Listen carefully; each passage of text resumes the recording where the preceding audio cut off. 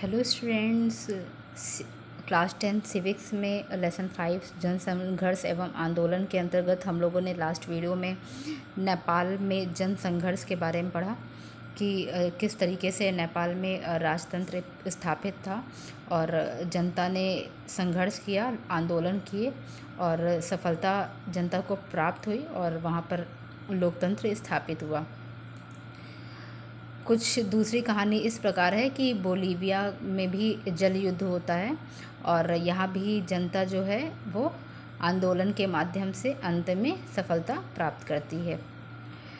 नेपाल की कथाएं लोकतंत्र की स्थापना अथवा उसके पुनरुद्धार की बातें बताती हैं, लेकिन जन संघर्ष की भूमिका लोकतंत्र की स्थापना के साथ में ख़त्म नहीं होती, क्योंकि ऐसा नहीं है कि लोकतंत्र स्थापित हो गया तो वहाँ जन संघर्ष समाप्त हो जाएगा। ऐसा नहीं है।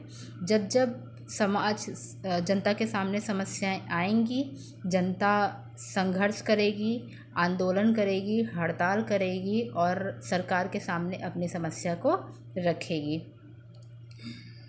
बोलीविया में लोगों ने पानी के निजीकरण के खिलाफ एक सफल संघर्ष चलाया।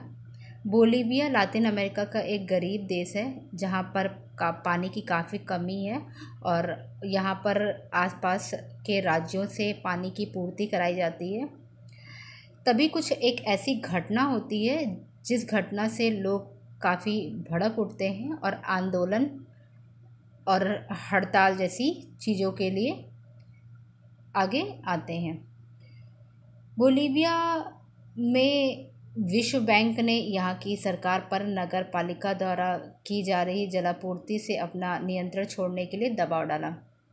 सरकार ने कोचबम्बा शहर में जलपूर्ति के इस अधिकार को एक बहुराष्ट्रीय कंपनी को बेच दिया और इस कंपनी ने क्या किया कि आनन फानन में पानी की कीमत में 4 गुना इजाफा कर दिया।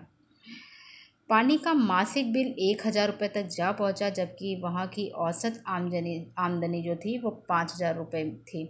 ऐसे में लोगों का अपना जीवन यापन करना काफ़ी मुश्किल भरा हो गया। जनता में आक्रोश उत्पन्न हुआ और जनता भड़क उठी।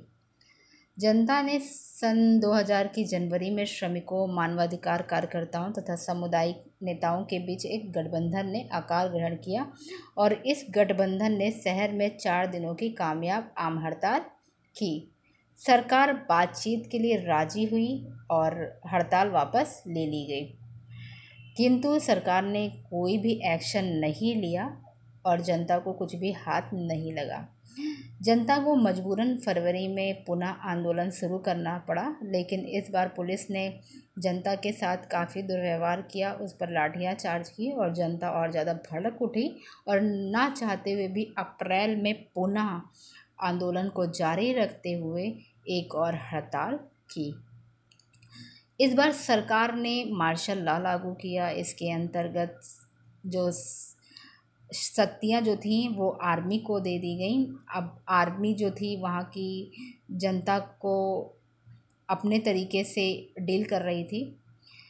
जनता की केवल एक मांग थी कि जलपूर्ति के कार्य को नगर पालिका के हाथ में दे दिया जाए और जिस रेट में पानी मिल रहा था पुनः उसी रेट पर पानी मिलने लगे, क्योंकि बहुराष्ट्रीय कंपनी के हाथ में जलापूर्ति जाने पर जल की कीमत जो है उसमें 4 गुना का इजाफा कर दिया जा रहा था, जिससे आम जनता को काफ़ी समस्याओं का सामना करना पड़ रहा था और इसीलिए जनता जो थी वो भड़क उठी थी। अंत में अप्रैल में हड़ताल हुई और सरकार ने मार्शल लॉ लगा दिया, लेकिन जनता की इस ताकत के आगे बहुराष्ट्रीय कंपनी के अधिकारियों को भी शहर छोड़कर भागना पड़ा और सरकार को आंदोलनकारियों की सारी मांगें माननी पड़ी, क्योंकि आंदोलनकारियों की संख्या इतनी ज़्यादा थी कि सरकार को भी ना चाहते हुए भी उनकी मांगें पूरी करनी पड़ी। बहुराष्ट्रीय कंपनी के साथ किया गया करार रद्द किया गया और जलापूर्ति दोबारा नगर पालिका को सौंपकर पुरानी दरें कायम करी गईं कि जिस रेट पर पानी मिलता था पुनः वहां के लोगों को उसी रेट पर पानी मिलेगा। इस आंदोलन को बोलीविया के जल युद्ध के नाम से जाना गया और जनता को पुनः जनसंघर्ष के माध्यम से सफलता प्राप्त हुई।